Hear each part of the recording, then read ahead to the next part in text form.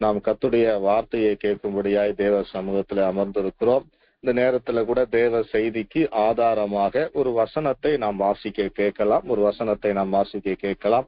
யோவான் எழுதின சுவிசேஷ புத்தகம் 1ஆம் அதிகாரம் 14வது வசனம். யோவான் எழுதின சுவிசேஷ புத்தகம் 1ஆம் அதிகாரம் 14வது வசனம். அந்த வார்த்தை மாம்சமாகி கிருபையினாலும் சத்தியத்தினாலும் நிறைந்தவராய் நமக்குள்ளே வாசம் பண்ணினார். அவருடைய மகிமையை கண்டோம். அது பிதாவுக்கு ஒரே பேரானவருடைய மகிமைக்கு ஏற்ற மகிமையாகவே இருந்தது என்று சொல்லி இந்த இடத்துல நாம் வசனத்துல வாசிக்கிறோம். இந்த இடத்துல சோதரம், இந்த வசனத்திலிருந்து அதிகமாக நாம் தேவ செய்திகளை கேட்டிருக்கிறோம், தேவனுடைய வார்த்தைகளை கேட்டிருக்கிறோம். இந்த நாளில கூட சோதரம் இந்த வசனத்திலிருந்து இந்த நாளிலும் கர்த்தருடைய வார்த்தையை கேட்கும்படியாய் தேவ சமூகத்தில் அமர்ந்திருக்கிறோம். இதுல நாம் காண்கிறதான காரியம், அந்த வார்த்தை மாம்சமாகி. வார்த்தை எப்படி மாம்சமானது? வேதத்துல அதற்கு என்ன ஆதாரம் உண்டு? வார்த்தை எப்படி மாம்சமானது? அந்த வேதத்துல அதற்கு என்ன நமக்கு ஆதாரம் இருக்கிறது? இந்த அதிகாரத்துல 1ஆம் வசனத்துல வாசித்து பார்த்தோம்னால், ஆதியிலே வார்த்தை இருந்தது, அந்த வார்த்தை தேவனிடத்தில் இருந்தது, அந்த வார்த்தை தேவனாய் இருந்தது. அப்போ அந்த வார்த்தையை குறித்து தெளிவாக சொல்லப்பட்டிருக்கிறதை வாசிக்கிறோம். அந்த வார்த்தை எப்படி மாம்சமானது என்பதை நாம் யோசித்து பார்க்க வேண்டும். அது எப்படி மாம்சமாய் இருக்க வேண்டும் என்பதை நாம் சிந்தித்து பார்த்திருந்தோமானால் சோதரம் சில காரியங்களை நாம் இடத்துல பார்க்க முடியும். சோதரம், வார்த்தை எப்படி மாம்சமானது? நாம் சில நேரங்களிலே சரீரத்திலே பாதிக்கப்படும் போது, அவயவங்களிலே பாதிக்கப்படும் போது, சுகவினங்கள் உண்டாகும் போது, நம்முடைய இந்த மாம்சமான சரீரத்துல பலவீனங்கள் உண்டாகும் போது நாம் என்ன பண்ணுகிறோம்? ஆண்டவரை நோக்கி நாம் ஜெபிக்கிறோம், தேவனை நோக்கி நாம் ஜெபிக்கிறோம், தேவ சமூகத்தில் விண்ணப்பம் பண்ணுகிறோம். நமக்காக மற்றவர்கள் விண்ணப்பம் பண்ணுகிறார்கள். அப்படி விண்ணப்பம் பண்ணும்போது என்ன நடக்கிறது, ஜெபம் பண்ணும்போது என்ன நடக்கிறது என்பதை நாம் கவனித்து பார்க்கும் போது நம்முடைய சரீரத்திலே சுகம் உண்டாகிறதை நாம் பார்க்கிறோம். நம்முடைய மாம்சமான சரீரத்திலே பலன் அடைகிறதை நாம் பார்க்கிறோம். நம்முடைய மாம்சமான சரீரத்திலே விடுதலை உண்டாகிறதை நாம் பார்க்கிறோம். நம்முடைய மாம்சமான சரீரத்திலே பல மாற்றங்கள் வருகிறதை நாம் பார்க்கிறோம். எப்படி நடக்கிறது? சோதரம், ஜெபிக்கிறார்கள், தேவனுடைய வார்த்தை நமக்கு கிடைக்கிறது. அந்த ஜெபத்தினாலும் வார்த்தையினாலும் விசுவாசத்தினாலும் நம்முடைய சரீரத்திலேயே மாற்றங்கள் உருவாகும் போது வார்த்தையானது மாம்சமாக மாறாதா என்பதை நாம் யோசித்து பார்க்க வேண்டும். இனியும் நாம் தெளிவாக யோசித்து பார்க்க வேண்டுமானால், நாம் தெளிவாக பார்த்தோம்னால், ஆதியாகமத்துல 1ஆம் அதிகாரத்துல வாசிக்கும் போது அங்கு சில காரியங்களை நம்ம கவனிக்கலாம். 1ஆம் அதிகாரத்துல நாம் வாசிக்கும் போது இதுல நான் 3ஆம் வசனம், 1ஆம் அதிகாரம் 3ஆம் வசனம், தேவன் வெளிச்சம் உண்டாக கடவுது என்றார் என்று சொல்லி நாம் வாசிக்கிறோம். அப்போ இந்த இடத்துல சிருஷ்டிப்பை குறித்து நமக்கு பரிசுத்த வேதாகமம் தெளிவாக போதிக்கிறதான காரியங்களை நாம் இந்த பகுதியில வாசிக்கிறோம். இந்த இடத்துல ஆண்டவர், தேவாதி தேவன், பிதாவாகிய தேவன், சர்வவல்லமையுள்ள ஆண்டவர் வார்த்தைகளை அனுப்புகிறதை நாம் பார்க்கிறோம். வெளிச்சம் உண்டாக கடவுது என்றார் என்று சொல்லி நாம் வாசிக்கிறோம். ஜலத்தின் மத்தியில் ஆகாய விரிவு உண்டாக கடவுது என்றார் என்று சொல்லி நாம் வாசிக்கிறோம். அடுத்து ஒவ்வொரு காரியமாக இவ்விதமாக உண்டாக கடவுது என்றார். என்ன ஆயிற்று? எல்லாம் உண்டாயிற்று என்று சொல்லி நாம் பார்க்கிறோம். வெளிச்சம் உண்டாயிற்று, ஆகாய விரிவு உண்டாயிற்று, சுடர்கள் உண்டாயிற்று. இதெல்லாம் ஆண்டவர் ஒவ்வொன்றாக கைகளை வைத்து படைத்தாரா? வார்த்தைகளை அனுப்புகிறார். வார்த்தைகளை அனுப்பும் போது அவைகள் உண்டாக்கப்படுகிறதை நமக்கு பரிசுத்த வேதாகமும் சிருஷ்டிப்பை குறித்து தெளிவாக போதிக்கிறதை நம் வேதத்துல வாசிக்கிறோம். அப்படியானால் அந்த வார்த்தை மாம்சமாக மாறாதா என்பதை நாம் ஆராய்ந்து பார்க்க வேண்டும். வார்த்தையின் மூலமாக எல்லாம் உண்டாக்கப்படுகிறது என்றால் வார்த்தையின் மூலமாக மாம்சம் உருவாகாதா என்பதை நாம் யோசித்து பார்க்க வேண்டும். சரி, இனியும் நாம் வேதத்துல பார்த்தோம்னால், ஆபிரகாமுக்கு ஆண்டவர் வார்த்தையை கொடுக்கிறார், வாக்கு தத்தத்தை கொடுக்கிறார். வாக்கு தத்தத்தை கொடுத்து நான் உனக்கு புத்திர வாக்கியத்தை தருவேன் என்று சொல்லி ஆண்டவர் வாக்கு தத்தம் பண்ணுகிறார். ஆனால் அவர்கள் தங்களுடைய சுய முயற்சினாலே அங்கு சாராளுடைய சுய முயற்சினாலே ஆகார் கொடுக்கப்பட்டு அங்கு இஸ்மவேல் உருவாகிறதை நம்ம பார்க்கிறோம். சோதரம் ஆபிரகாம் அங்கு ஆகார் சேர்ந்து அங்கு இஸ்மவேல் உருவாகிறதை நாம் பார்க்கிறோம். சாராளுக்கு பிரச்சனை இருக்கிறதை நம் வேதத்துல வாசிக்கும் போது நாம் அறிந்து கொள்ள முடியும். ஆனால் தேவன் வாக்குத்தத்தம் பண்ணினவர் அந்த வார்த்தையை அவருடைய வாழ்க்கையிலே நிறைவேற்றுகிறதை பார்க்கிறோம். அந்த வாக்குத்தத்தமான வார்த்தை அவருடைய வாழ்க்கையிலே நிறைவேறும்படியாக தேவன் அவர்களுக்கு அனுக்கிரகம் பாராட்டுகிறதை நம்ம இடத்துல வாசிக்கிறோம். அவர்கள் அவருடைய சரீரத்தை தேவன் பலப்படுத்தி அங்கு அந்த சாராளுடைய கற்பத்தை தேவன் பலப்படுத்தி அவருடைய சரீரத்தை தேவன் பலப்படுத்தி ஈசாக்கை பெற்றுக்கொள்ளும்படியாக ஆண்டவர் அவர்களுக்கு கிருபை பாராட்டுகிற பார்க்கிறோம். அப்போ அந்த வாக்குத்தத்தமாக கொடுக்கப்பட்டதான அந்த வார்த்தையானது வசனமானது அவருடைய வாழ்க்கையில நிறைவேறுகிறது. அங்கு மாம்சமான ஒரு ஈசாக்கை அவர்கள் பெற்றுக்கொள்ளுகிறதை விதத்துல வாசிக்கிறோம். அதே நேரத்துல மனோவா குடும்பத்தை குறித்து நாம் வாசிக்கும் போது அங்கு மனோவாவிடத்திலையும் மனைவிடத்திலையும் அங்கு குழந்தைக்கு உங்களுக்கு குமாரன் பிறப்பான், அந்த குமாரனுக்கு என்ன பெயரிட வேண்டும் என்பது கூட அங்கு சொல்லப்படுகிறதை வேதத்துல வாசிக்கிறோம். என்ன பெயரிட வேண்டும் என்று சொல்லப்படுகிறது. அவர்களுக்கும் தேவன் கொடுத்ததான அந்த வாக்கு தத்தத்தின்படியே அந்த வார்த்தையின்படியே மாம்சமான ஒரு குமாரனாகிய சிம்சோனை அவர்கள் பெற்றுக் கொள்கிறார்கள். அதே நேரத்தில் நாம் புதிய ஏற்பாட்டுக்கு வரும்போது இங்கே அந்த சகரியா எலிசபெத் குடும்பத்தை நாம் பார்க்கும்போது அவர்கள் முதிர் வயதில் இருக்கிறதை நாம் பார்க்கிறோம். அங்கும் சகரியாவுக்கு அங்கு பெயர் வெளிப்படுத்தப்படுகிறது. குழந்தை பிறக்கும், உங்களுக்கு என்ன பெயர் வைக்க வேண்டும் என்பது அங்கு வெளிப்படுத்தப்படுகிறது. அவர்களுக்கும் தேவன் அங்கு அந்த வார்த்தையின்படியாகவே மாம்சமான ஒரு குமாரனை பெற்றுக்கொள்ளும்படியாக அவர்களுக்கு உதவி செய்கிற பார்க்கிறோம். அப்போ இதெல்லாம் அந்த வசனங்களை எல்லாம் ஆராய்ந்து பார்க்கும் போது வார்த்தையானது மாம்சமாக மாறுகிறது.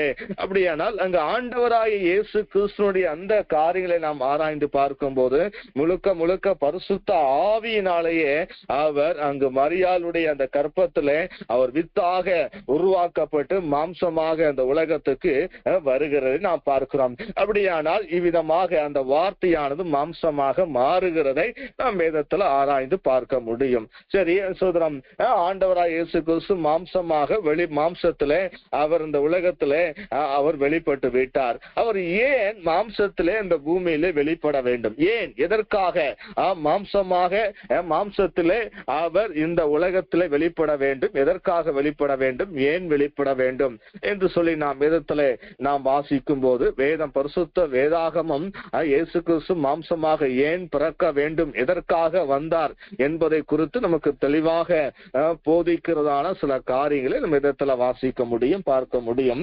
உதாரணமாக நாம் லூக்கா எழுதின சுவிசேஷ புத்தகத்துல 3ஆம் அதிகாரத்துல 5வது வசனம். லூக்கா எழுதின சுவிசேஷ புத்தகம் 3ஆம் அதிகாரத்துல 5வது வசனம்.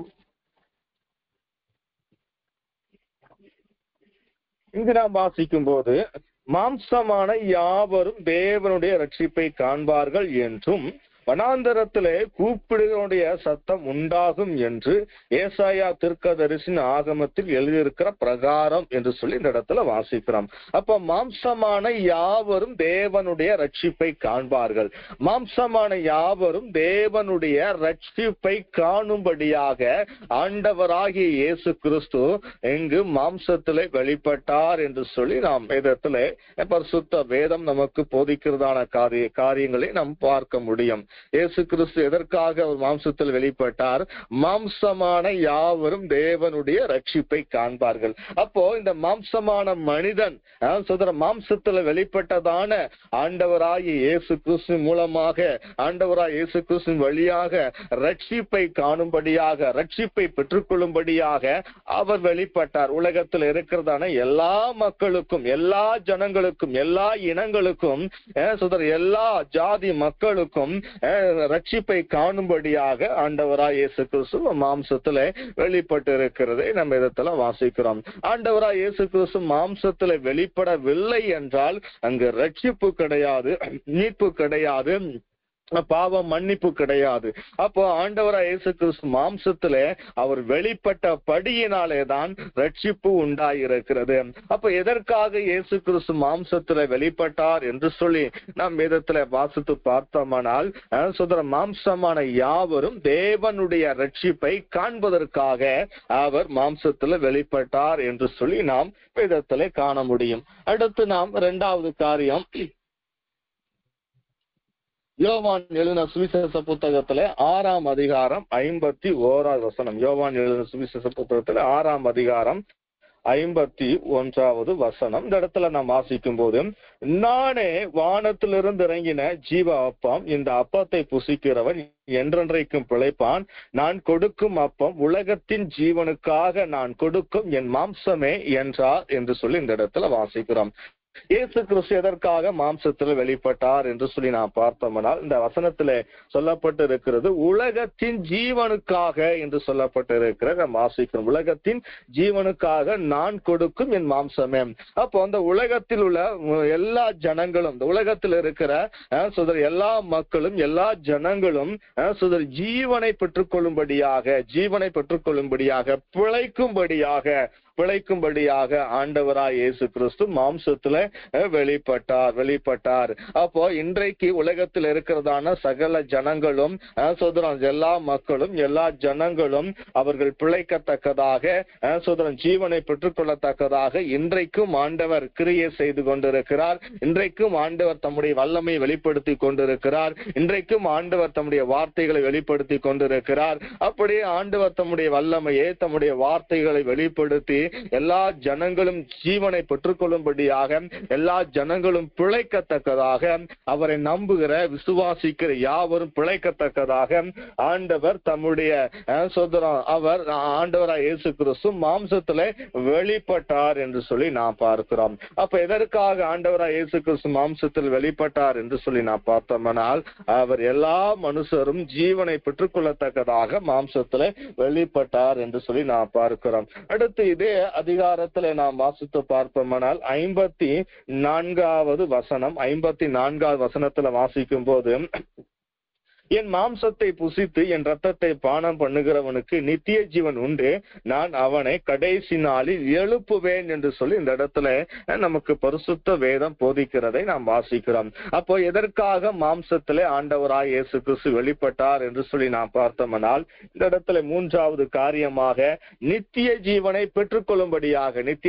பெற்றுக்கொள்ளும்படியாக ஒவ்வொரு மாதமும் நம் ஆலயத்துக்கு போகும்போது நமக்கு திருவிருந்து ஆராதனை நடைபெறுகிறது. திருவிருந்து ஆராதனையில திராட்சை ரசம் கொடுக்கப்படுகிறது, அப்பம் கொடுக்கப்படுகிறது. அந்த திராட்சை ரசத்தையும் அப்பத்தையும் நாம் புசிக்கிறோம். எதற்காக புசிக்கிறோம், எதை நினைத்து புசிக்கிறோம், எதை யோசித்து புசிக்கிறோம் என்று சொல்லி நான் பார்த்தோம்னால், வசனத்துல நமக்கு அந்த வசனங்களை, அதிகாரங்களை வாசித்து அது ஆண்டவராய் இயேசு கிறிஸ்துவிய சரீரத்துக்கு அடையாளமாக இருக்கிறது, ரத்தத்துக்கு அடையாளமாக இருக்கிறது என்று சொல்லி நமக்கு அந்த சத்தியங்களை சொல்லி, வசனங்களை சொல்லி ஜெபத்துக்களை நடத்துகிறது. நாம் ஒவ்வொரு மாதத்திலும் நாம் பார்க்கிறோம். எதற்காக அதை செய்கிறார்கள்?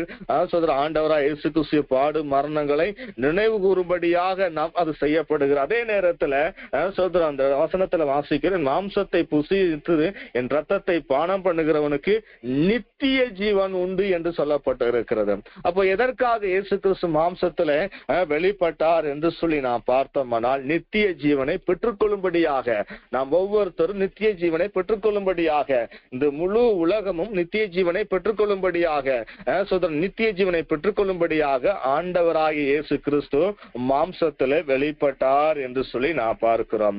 அப்போ ஆண்டவராகிய இயேசு கிறிஸ்து மாம்சத்திலே வெளிப்பட்டதின் மூலமாக நித்திய ஜீவனை பெற்றுக்கொள்ளும்படியாக அங்கு ஒரு வாசலை தேவன் திறக்கிறார். நித்திய ஜீவனை பெற்றுக்கொள்ளும்படியாக எல்லா ஜனங்களும் நித்திய ஜீவனை பெற்றுக்கொள்ளும்படியாக ஆண்டவர் வாய்ப்புகளையும் வாசலையும் ஆண்டவர் உருவாக்கி தருகிறதை நாம் பார்க்கிறோம். அப்போ ஆண்டவராய் இயேசு கிறிஸ்து அவர் மாம்சத்தின் வெளிப்பட்டதன் மூலமாக நித்திய ஜீவனை பெற்றுக்கொள்வதற்கு ஏதுவாக ஆண்டவர் நமக்கு உதவி செய்கிறார், கிருபைகளை தருகிறார் என்று சொல்லி நாம் பார்க்கிறோம். அடுத்து எதற்காக இயேசு கிறிஸ்து மாம்சத்திலே வெளிப்பட்டார் என்று சொல்லி நாம் பார்த்தோம்னால், 1 பேதுரு 4ஆம் அதிகாரம் 1வது வசனம். 1 பேதுரு 4ஆம் அதிகாரம் 1வது வசனம். இங்கு நாம் வாசிக்கும் போது, இப்படி இருக்க கிறிஸ்து நமக்காக மாம்சத்திலே பாடுபட்டபடியால் நீங்களும் அப்படிப்பட்ட சிந்தையை ஆயுதமாக தரித்துக் கொள்ளுங்கள் என்று சொல்லி இந்த இடத்துல சொல்லப்பட்டிருக்கிறது வாசிக்கிறோம். இயேசு கிறிஸ்து எதற்காக மாம்சத்துல அவர் வெளிப்பட்டார் என்று சொல்லி நாம் பார்த்தோம்னால் பாடுபடும்படியாக ஆண்டவராய் இயேசு கிறிஸ்து பாடுபடவில்லை என்றால் அந்த உலகத்திற்கு என்ன கிடையாது, ரட்சிப்பு கிடையாது. அப்போ ஆண்டவராய் இயேசு கிறிஸ்து பாடுபட்டபடியினால் அந்த பாடுபடும்படியாக உலகத்துக்காக, உலக ஜனங்களுக்காக, உலக மக்களின் மனுக்குலத்தின் பாவங்களுக்காக, இந்த உலக ஜனங்கள் மனுக்குலமானது பாவத்திலிருந்து சாபத்திலிருந்து விடுதலையாக்கப்படுவதற்காக, மீட்கப்படுவதற்காக அவர் பாடுபடும்படியாக மாம்சத்தில் வெளிப்பட்டார். முழு உலகமும் மாம்சமான ஜனங்களாக இருக்கிறபடியினாலே அவரும் இந்த உலகத்திலே மாம்சத்தில் வெளிப்பட்டு அந்த மாம்சத்திலே பாடுபட்டார் என்று சொல்லி நான் பார்க்கிறோம்.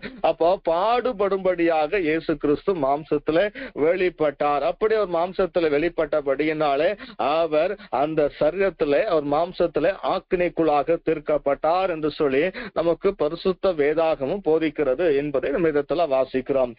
எதற்காக மாம்சத்தில் வெளிப்பட்டார் என்று சொல்லி நான் பார்த்தோம்னால் அவர் பாடுபடும்படியாக வெளிப்பட்டார் என்று சொல்லி நமக்கு பரிசுத்த வேதாகம் போதிக்கிறது. அடுத்து எதற்காக இயேசு கிறிஸ்து மாம்சத்தில் வெளிப்பட்டார் என்று சொல்லி நான் பார்த்தோம்னால் எபிரேயர் புத்தகத்துல 10ஆம் அதிகாரம் 19ஆம் வசனம், எபிரேயர் 10ஆம் அதிகாரம் 19ஆம் வசனத்துல நாம் இங்கு வாசிக்கும் போது, ஆகையால் சகோதரரே, நாம் பரிசுத்த ஸ்தலத்தில் பிரவேசிப்பதற்கு இயேசுவானவர் தமது மாம்சமாகிய திரையின் வழியாய் புதிதும் ஜீவனுமான மார்க்கத்தை நமக்கு உண்டு பண்ணினபடியால் என்று சொல்லப்பட்டிருக்கிற வாசிக்கிறோம். புதிதும் ஜீவனுமான மார்க்கத்தை நமக்கு உண்டு பண்ணினபடியினால், நமக்கு ஆண்டவர் எப்படிப்பட்டதான மார்க்கத்தை உண்டு பண்ணியிருக்கிறார்? ஜீவனுள்ள மார்க்கத்தை உண்டு பண்ணி இருக்கிறார் என்று சொல்லி நாம் வாசிக்கிறோம். இந்த மார்க்கம் எதை குறித்து போதிக்கிறது? ஜீவனை குறித்து போதிக்கிறது. அந்த மார்க்கம் எதை குறித்து போதிக்கிறது? ஆண்டவராய் இயேசு கிறிஸ்துவை போதிக்கிறது. ஆண்டவராய் இயேசு கிறிஸ்துவை குறித்து போதிக்கப்படுகிறதான நாம் ஆண்டவராய் இயேசு கிறிஸ்துவை குறித்து அறிந்து கொள்கிறதான நாம் ஜீவனுக்கு ஏதுவாக நம்முடைய வாழ்க்கை மாற்றப்படுகிறது. ஜீவனுக்கு ஏதுவான ஆசீர்வாதங்களை நாம் பெற்றுக்கொள்கிறோம். ஜீவனுக்கு ஏதுவான நன்மைகளை பெற்றுக்கொள்கிறோம். அப்போ அந்த ஜீவனுள்ள மார்க்கத்தை நமக்கு உண்டு பண்ணும்படியாக நமக்காக ஆண்டவராய் இயேசு கிறிஸ்து மாம்சத்திலே வெளிப்பட்டார் என்று சொல்லி பார்க்கிறோம். அப்போ தமது மாம்சமாகிய திரையின் வழியாய் புதிதும் ஜீவனுமான மார்க்கத்தை நமக்கு உண்டு பண்ணினபடியால் என்று சொல்லப்பட்டிருக்கிறது. அப்படி ஆண்டவராய் இயேசு கிறிஸ்து மாம்சத்தின் மூலமாக அந்த ஜீவனுள்ள அந்த ஜீவ மார்க்கத்தை தேவன் நமக்கு உண்டு பண்ணியிருக்கிறார். ஆண்டவராய் இயேசு கிறிஸ்து நமக்கு உண்டு பண்ணியிருக்கிறார். அப்படி இந்த மார்க்கத்தின் மூலமாக நமக்கு என்ன உண்டாயிருக்கு என்று சொல்லி நான் பார்த்தோம்னா, அந்த மார்க்கத்தின் வழியாக பிரவேசிப்பதற்கு அவருடைய ரத்தத்தினால் நமக்கு தைரியம் உண்டாயிருக்கிறபடியினாலும் என்று சொல்லி நாம் வாசிக்கிறோம். தேவனுடைய வீட்டின் மேல் அதிகாரியான மகா ஆசாரியர் நமக்கு ஒருவராய் இருக்கிறபடியினாலும், பழைய ஏற்பாட்டு நாட்கள் அந்த ஆசாரிப்பு கூடாரத்துக்குள்ள போக வேண்டுமானால் என்ன செய்ய வேண்டும்? அந்த மகா பிரதான ஆசாரின் என்ன பண்ண வேண்டும்? அந்த ஒரு வருடம் முழுவதுமாக அவன் தன்னை பரிசுத்தப்படுத்த வேண்டும், காத்திருக்க வேண்டும், ஜெபிக்க வேண்டும், ஆயத்தப்படுத்த வேண்டும். அப்படி ஆயத்தப்படுத்தி சரியான ஒரு பரிசுத்தத்தோடு ஆயத்தத்தோடு கூட தான் அங்க அந்த மகா பரிசுத்த ஸ்தலத்துக்குள்ள செல்ல முடியும். சும்மா சாதாரணமாக போய்விட முடியாது.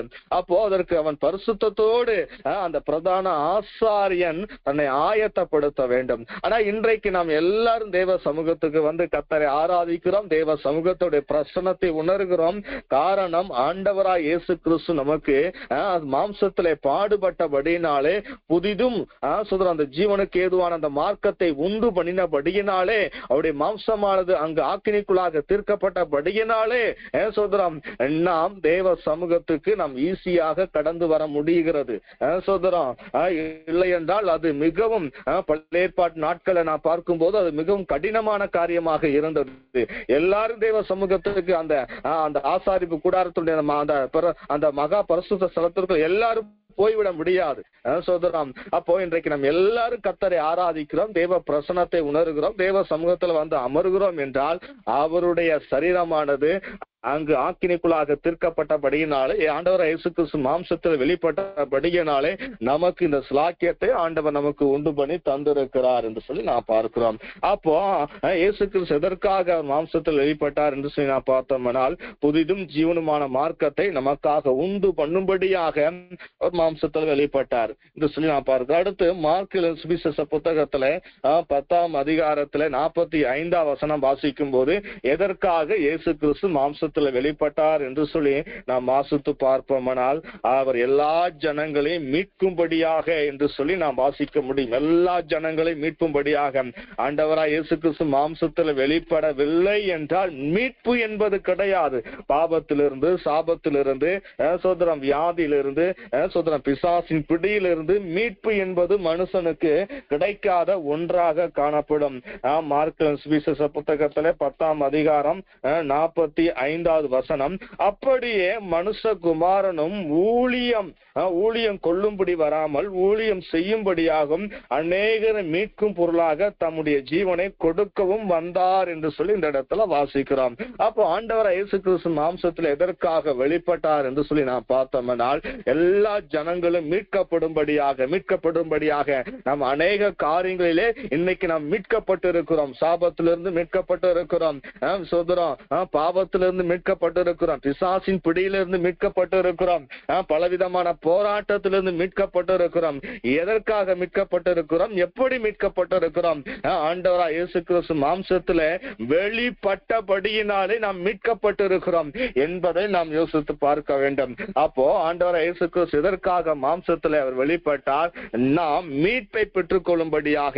இந்த முழு மனுக்குலமும் எல்லா ஜனங்களும் தன்னுடைய வாழ்க்கையில மீட்பை பெற்றுக் கொள்ளும்படியாக, மீட்பை உண்டு பண்ணும்படியாக ஆண்டவராய் இயேசு கிறிஸ்து மாம்சத்திலே அவர் வெளிப்பட்டார் என்று சொல்லி நாம் பார்க்கிறோம்.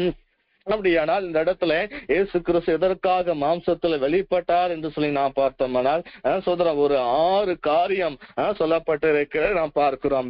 அப்போ ஆண்டவராய் இயேசு கிறிஸ்து எதற்காக மாம்சத்தில் வெளிப்பட்டார்? முதலாவது மாம்சமான யாவரும் தேவனுடைய ரட்சிப்பை கண்டடையும்படியாக, 2வது ஜீவனை பெற்றுக்கொள்ளும்படியாக, அடுத்து நாம் பார்த்தோம்னால் நித்திய ஜீவனை பெற்றுக்கொள்ளும்படியாக என்று சொல்லி நாம் ஒவ்வொரு காரியமாக பார்த்தோம். அப்போ இப்படி ஆண்டவராய் இயேசு கிறிஸ்து மாம்சத்துல வெளிப்பட்ட படியினாலே நமக்கு விதமான அந்த நன்மைகள், ரட்சிப்பு, மீட்பு, நித்திய ஜீவன் என்கிறதான அந்த ஆசீர்வாதங்கள் நமக்கு உண்டாயிருக்கிறது. அதெல்லாம் இயேசு கிறிஸ்து மாம்சத்துல வெளிப்பட்ட படியினாலே உண்டாயிருக்கிறது. அடுத்து நாம் இந்த வசனத்துல வாசிக்கும் போது, கிருபையினாலும் சத்தியத்தினாலும் நிறைந்தவராக ஆண்டவராய் இயேசு கிறிஸ்து பூமியிலே உலாவினார். மாம்சத்துல இருந்ததான நாட்களில் ஆண்டவராய் இயேசு கிறிஸ்து மாம்சத்துல இருந்ததான நாட்களிலே கிருபையினாலும் சத்தியத்தினாலும் நிறைந்தவராக அவர் இந்த பூமியில உலாவினார் என்று சொல்லி நாம் விதத்துல பரிசுத்த வேதாகமும் போதிக்கிறது நாம் பார்க்க முடியும். அவர் அநேக இடத்துல சத்தியத்தை சொன்னார், உபதேசங்களை சொன்னார், அநேக இடத்துல போதித்தார் என்று சொல்லப்பட்டு இருக்கிறது நாம் விதத்துல வாசிக்கிறோம். அநேக இடத்துல அவர் போதிக்கிற தேவனாக, சத்தியத்தை சொல்லுகிற தேவனாக, வசனத்தை சொல்லுகிற ஆண்டவராக செயல்படுகிறதை நாம் விதத்துல வாசிக்க முடியும். அப்போ அது மட்டுமல்லாமல் அவர் கிருபை நிறைந்த தேவனாக வெளிப்பட்டார். இதே யோவான் சுவிசேஷ புத்தகத்துல 1ஆம் அதிகாரத்துல 16வது வசனமும் 17வது வசனத்துல வாசிக்கும் போது, அவருடைய பரிபூர்ணத்தினால் நாம் எல்லாரும் கிருபையின் மேல் கிருபை பெற்றோம். எப்படி எனில் நியாயப்பிரமாணம் மோசையின் மூலமாய் கொடுக்கப்பட்டது, கிருபையும் சத்தியமும் இயேசு கிறிஸ்துவின் மூலமாய் உண்டாயின என்று சொல்லி நாம் இந்த இடத்துல வாசிக்கிறோம். கிருபையும் சத்தியமும் இயேசு கிறிஸ்து மூலமாய் உண்டாயின.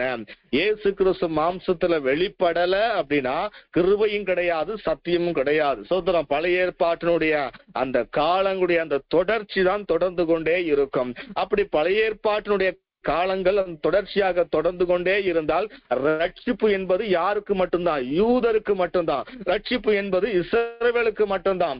ஆண்டவர் இயேசு கிறிஸ்து மாம்சத்தில் வெளிப்பட்டபடியினாலே, கிருபையும் சத்தியமும் வெளிப்பட்டபடியினாலே, அந்த கிருபையும் சத்தியமும் அதன் மூலமாக ரட்சிப்பும் மீட்பும் வெளிப்படும்படியாக புறஜாதியாருக்கும் அது கடந்து வருகிறதை நாம் பார்க்கிறோம். யூதர் அல்லாத, இஸ்ரவேல் இஸ்ரவேலர் அல்லாத மற்ற ஜனங்களும் ரட்சிக்கப்படும்படியாக தேவன் கிருபை பாராட்டுகிறதையும், தேவன் தயவு பாராட்டுகிறதையும், தேவன் தம்முடைய பெரிதான இரக்கத்தையும் வெளிப்படுத்துகிறதை நாம் பார்க்கிறோம். காரணம், அந்த கிருபையும் சத்தியமும் உண்டாக, கிருபையும் சத்தியமும் வெளிப்பட காரணம் ஆண்டவராய் இயேசு கிறிஸ்து மூலமாக உண்டானது. எப்படி உண்டானது? அவர் மாம்சத்திலே வெளிப்பட்டபடியினாலே, இந்த உலகத்திலே அவர் மாம்சத்திலே வெளிப்பட்டபடியினாலே கிருபையும் சத்தியமும் ஆண்டவராய் இயேசு கிறிஸ்து மூலமாக உண்டாயிற்று. ஆண்டவராய் இயேசு கிறிஸ்து மாத்திரம் இந்த பூமியில அவர் வெளிப்படல என்றால், பிதாவாகிய தேவன் தம்முடைய குமாரனை மாம்சத்தின் வழியாக அந்த பூமிக்கு அவரை அனுப்பவில்லை என்றால் இந்த உலகத்திற்கு கிருபையும் கிடையாது, சத்தியமும் கிடையாது. சோதரம், அப்போ இது ரெண்டும் வெளிப்படுவதற்கு காரணம் அவர் மாம்சத்துல வெளிப்பட்டபடியினால்தான். சோதரம், தேவன் இன்னைக்கு வரைக்கும் அவர் இரக்கத்தை வெளிப்படுத்தி கொண்டே இருக்கிறாரே என்றால், பிதாவாகிய தேவன் இன்றைக்கு வரைக்கும் தம்முடைய தயவையும் தம்முடைய கிருபையும் தம்முடைய இரக்கத்தையும் வெளிப்படுத்தி கொண்டே இருக்கிறாரே என்றால், ஆண்டவராய் இயேசு கிறிஸ்து மாம்சத்திலே வெளிப்பட்டபடியினாலே, அவர் ரத்தம் அந்த பூமியிலே சிந்தப்பட்டபடியினாலே இன்றைக்கு வரைக்கும் அவர் தம்முடைய கிருபையும் இரக்கத்தையும் மகாதயம் வெளிப்படுத்தி கொண்டே இருக்கிறதை நாம் பார்க்கிறோம். எதற்காக? எல்லா ஜனங்களும் ரட்சிக்கப்படும்படியாக, கிருபையினாலே சத்தியத்தினாலே ரட்சிக்கப்படும்படியாக, மீட்பை பெற்றுக் கொள்ளும்படியாக, சோதரன் நித்திய ஜீவனை அடைந்து கொள்ளும்படியாக அவர் இன்றைக்கு வரைக்கும் தம்முடைய கிருபையை வெளிப்படுத்தி கொண்டிருக்கிறார். அதற்காக ஆண்டவராய் இயேசு கிறிஸ்து மூலமாக கிருபையும் சத்தியமும் வெளிப்படுத்தப்பட்டது, இயேசு கிறிஸ்து மூலமாக உண்டாயிற்று என்று சொல்லி நாம் பார்க்கிறோம். சோதரா, நாம் ஆண்டவராய் இயேசு கிறிஸ்துவை விசுவாசித்து சோதரா நாம் அவரை கொள்ளும் போது ரட்சிப்பு உண்டாகிறது. நாம் எபேசியர் புத்தகத்திலே நாம் வாசிக்க முடியும். அப்போ இப்படி அந்த கிருபையும் சத்தியமும் நிறைந்தவராக ஆண்டவராய் இயேசு கிறிஸ்து இந்த பூமியில செயல்பட்டார். அநேக இடத்துல தாம் போகிறதான ஊழியத்துக்கு என்று நாம் போகிறதான எல்லா இடத்திலையும் தாம் சந்திக்கிறதான எல்லா மக்களுக்கும் ஆண்டவர் கிருபையை வெளிப்படுத்தி கொண்டே இருந்தார். அதே நேரத்துல சத்தியத்தையும் அவர் போதித்துக் கொண்டே இருக்கிறதை நாம் பார்க்கிறோம். இப்படி அவர் தம்முடைய கிருபை நிறைந்தவராக இருந்தபடினாலே, அவர் சத்தியம் நிறைந்தவராக இருந்தபடினாலே, எல்லா ஊர்களுக்கும் போகும்போது, எல்லா ஜனங்களையும் சந்திக்கும் போதும் அவர் சத்தியத்தையும் கிருபையும் வெளிப்படுத்தி கொண்டே போகிறதை நாம் பார்க்கிறோம். யாருக்கெல்லாம் விடுதலை தேவைப்பட்டதோ, சுகம் தேவைப்பட்டதோ, தம்முடைய கிருபையினாலே எல்லா ஜனங்களையும் ஆண்டவர் சுகத்தையும் விடுதலையும் கொடுத்து அவரை ஏற்றுக்கொள்கிற எல்லா ஜனங்களையும் தேவன் சத்தியத்துக்குள்ளே நடத்தி கொண்டு போகிறது வேதத்துல வாசிக்கிறோம். அப்படி ஆண்டவராய் இயேசு கிறிஸ்து கிருபையினாலும் சத்தியத்தினாலும் நிறைந்தவராக இருந்தபடியினாலே அவர் இந்த பூமியிலே எல்லா ஜனங்களையும் சந்தித்து அப்படிப்பட்டதான அந்த கிருபைக்குள்ளும் சத்தியத்துக்குள்ளும் நடத்துகிற நாம் பார்க்கிறோம். அடுத்து நாம் வாசித்து பார்த்தோமானால், அந்த வசனத்துல வாசிக்கும் போது சத்தியத்தின் கிருபையினாலும் சத்தியத்தினால் நிறைந்தவராய் நமக்குள்ளே வாசம் பண்ணினார் என்று சொல்லி நான் பார்க்கிறோம். ஆண்டவராய் இயேசு கிறிஸ்து வாசம் பண்ணினார். அந்த பூமியிலே மாம்சத்தில் இருந்த நாட்களிலே அவர் வாசம் பண்ணினார். இன்றைக்கும் அவர் வாசம் பண்ணுகிற ஆண்டவராகத்தான் உலாவிக் கொண்டு இருக்கிறார். இன்றைக்கும் அவர் வாசம் பண்ணுகிற தேவனாக தான் இந்த பூமியில உலாவிக் கொண்டு இருக்கிறார். நம் நடுவில் இன்றைக்கும் வாசம் பண்ணுகிறார். நாம் இருக்கிறதான இந்த குடும்பத்தில் இன்றைக்கும் வாசம் பண்ணுகிறார். இந்த உலகத்துல இன்றைக்கும் ஆண்டவராய் இயேசு வாசம் பண்ணி கொண்டுதான் இருக்கிறார் என்பதை நாம் உணர முடியும். அப்போ இன்றைக்கும் ஆண்டவராய் இயேசு கிறிஸ்து எப்படி இருக்கிறார்? வாசம் பண்ணுகிற தேவனாக உலாவிக் கொண்டிருக்கிறார், கிரியை செய்து கொண்டிருக்கிறார் என்பதை நாம் அநேக நேரத்துல நாம் உணர்கிறோம். அதற்கு வசனத்திலே நாம் பார்க்கும் போது யோவான் எழுதின சுவிசேஷ புத்தகத்திலே 14ஆம் அதிகாரம் 23ஆம் வசனம். யோவான் 14:23. இயேசு அவனுக்கு பிரதியுத்தரமாக, ஒருவன் என்னில் அன்பாய் இருந்தால் அவன் என் வசனத்தை கைக்கொள்வான், அவனில் என் பிதா அன்பாய் இருப்பார், நாங்கள் அவனிடத்தில் வந்து அவனோடு வாசம் பண்ணுவோம் என்று சொல்லி இந்த இடத்துல வாசிக்கிறோம். அப்போ ஒருவன் என்னில் அன்பாய் இருந்தால், அப்போ யார்? உலகத்தில் இருக்கிறதான ஒரு மனுஷன், ஒரு விசுவாசி தேவனிடத்துல அன்பாய் இருக்கும் போது அன்பாய் இருந்து அந்த வசனத்தை கை கொள்ளும் போது அங்கு தேவாதி தேவன் அவர்கள் நடுவிலே யார் அவரை நேசித்து அவர் வசனத்தை கை கொள்கிறார்களோ அவர்கள் நடுவிலே அவருக்குள்ளே தேவன் வாசம் பண்ணுகிறவராக இருக்கிறார் என்று சொல்லி இந்த இடத்துல வாசிக்கிறோம். அப்போ ஆண்டவராய் இயேசு கிறிஸ்து அந்த மாம்சத்திலே வெளிப்பட்டபடியினாலே, தம்முடைய அன்பை வெளிப்பட்டபடியினாலே, மனிதனை, இந்த மனு குலத்தை ரட்சித்து தம்முடைய பிள்ளைகளாக மாற்றி இருக்கிறபடியினாலே, அப்படி மாற்றப்பட்டதான ஜனங்கள் அவருடைய அன்பினாலும் கிருபையினாலும் சத்தியத்தினாலும் மாற்றப்பட்டதான ஜனங்கள் அவரையே நேசித்து அவருடைய வசனத்தை கை கொள்ளுகிறவர்களாக மாறும்போது அவர்களுக்குள்ளாக அவர்கள் நடுவில் ஆண்டவர் வாசம் பண்ணுகிற தேவனாக உலாவுகிறார், வாசம் பண்ணுகிற தேவனாக கிரியை செய்கிறார் என்று சொல்லி நாம் பார்க்கிறோம். இதே யோவான் எழுதின சுவிசேஷ புத்தகத்துல இந்த 14ஆம் அதிகாரத்துல 17வது வசனம் வாசிக்கும் போது, உலகம் அந்த சத்திய ஆவியானவரை காணாமலும் அறியாமலும் இருக்கிறபடியால் அவரை பெற்றுக்கொள்ள மாட்டாது. அவர் உங்களுடைய வாசம் பண்ணி உங்களுக்குள்ள இருப்பதால் நீங்கள் அவரை அறிவீர்கள். சொல்றாம், இப்ப ஆண்டவராய் இயேசு கிறிஸ்துவும் பிதாவாகிய தேவனும் அவரை நேசிக்கிறதான வசனத்தை கை கொள்ளுகிறதான தேவ ஜனங்களுக்குள்ளே வாசம் பண்ணுகிறதாக இந்த வசனம் போதிக்கிறதான காரியத்தை நாம் இங்கு வாசிக்கிறோம். அடுத்து ஆண்டவராகிய தேவன் எப்படி வாசம் பண்ணுகிறார் என்று சொல்லி நான் பார்த்தோம். இந்த 17ஆம் வசனத்துல பரிசுத்த ஆவியானவர் மூலமாக அவர் இன்றைக்கும் கிரியை செய்து கொண்டு இருக்கிறது நாம் பார்க்கிறோம். ஆண்டவராய் இயேசு கிறிஸ்து அவர் உயிர் தொழுந்து அவர் பரமேறி சென்ற பின்பு பரிசுத்த ஆவியானவர் நமக்கு கொடுக்கப்படுகிறது விதத்துல வாசிக்கிறோம். பரிசுத்த ஆவியானவர் என்ன பண்ணுகிறார்?